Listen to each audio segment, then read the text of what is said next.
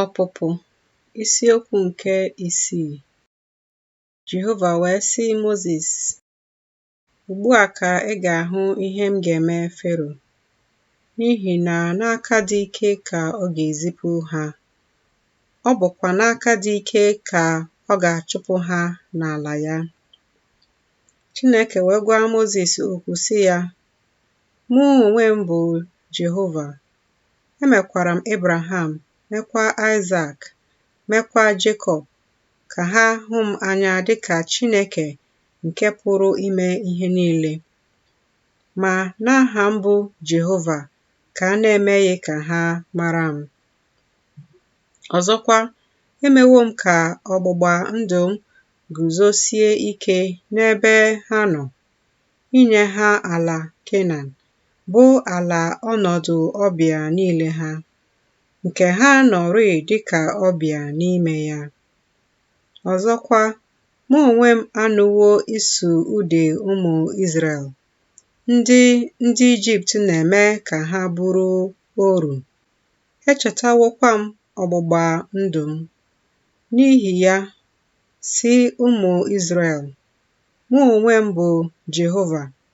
M ga-emekwa ka unu si n'okpuru ibu niile nke ndị Ijipt pụwa. M ga-anapụtakwa unu na ofufe ha, werekwa ogwe aka esetịrị eseti, werekwa ikpe ukwu dị iche iche gbapụta unu. M ga-ewerekwa unu na onwe m ka unu bụrụ otu ndị. M ga-abụkwara unu Chineke.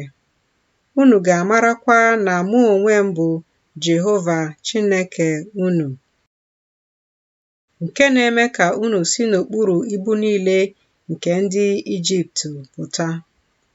M ga-emekwa ka unu bata n'ala ahụ, nke m weliri aka m iwere ya nye Abraham, nyekwa Isaac, nyekwa Jacob. M ga-enyekwa unu ya ka ọ bụrụ ihe nnweta. Mụ onwe m bụ Jehova. Moses wee gwa ụmụ Izrel okwu otu a, ma ha egeghị Moses ntị, site n'enweghị ntachi obi n'ime mmụọ ha, sitekwa na ofufe siri ike. Jehova wee gwa Moses okwu sị, baa gwa Fero bụ eze Ijipt okwu, ka o wee zipụ ụmụ Izrel n'ala ya. Moses wee kwue n'iru Jehova sị, lee, ụmụ Izrel egeghị m ntị. Fero ga-esikwa aṅaa nụrụ olu m, onye mụ onwe m bụ onye a na-ebighị ugwu n'egbugbere ọnụ? Jehova wee gwa Moses na Aaron okwu, nye ha iwu n'ebe ụmụ Izrel nọ, na n'ebe Fero eze Ijipt nọ, ime ka ụmụ Izrel si n'ala Ijipt pụọ. Ndị a bụ ndị isi ụlọ nke ndị bụ nna ha. Ụmụ ndị ikom Ruben, bụ ọkpara Izrel: Hanok, na Palu, na Hezron, na Kami. Ndị a bụ agbụrụ Ruben. Ụmụ ndị ikom Simeon kwa: Jemuel, na Jamin, na Ohad, na Jakin, na Zoha, na Shaul bụ nwa nke nwanyị Kenan ahụ. Ndị a bụ agbụrụ Simeon. Ndị a bụkwa aha ụmụ ndị ikom Livai, dịka osuso ọmụmụ niile ha si dị: Gershon, na Kohat, na Merari. Arọ ndụ Livai dị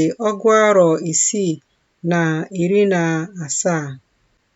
Ụmụ ndị ikom Gershon: Libni na Shimei, dịka agbụrụ niile ha si dị. Ụmụ ndị ikom Kohat kwa: Amram, na Izha, na Hebron, na Uziel. Arọ ndụ Kohat dị 613. Ụmụ ndị ikom Merari kwa: Mahli, na Mushi. Ndị a bụ agbụrụ ndị Livai, dịka osuso ọmụmụ niile ha si dị. Amram wee lụtara onwe ya Jokebed na nwunye, bụ nwanne nwanyị nke nna ya. O wee mụọra ya Aaron na Mozis. Arọ ndụ Amram dị ọgụ arọ 617. Ụmụ ndị ikom Izha kwa Kora na Nefeg na Zikri. Ụmụ ndị ikom Uziel kwa Mishael na Elzafan na Sitiri. Erọn wee lụtara onwe ya Elisheba na nwunye, bụ nwa nwanyị Aminadab, nwanne nwanyị Nashọn. O wee mụọra ya Nedab na Abaihu na Eleza na Itama.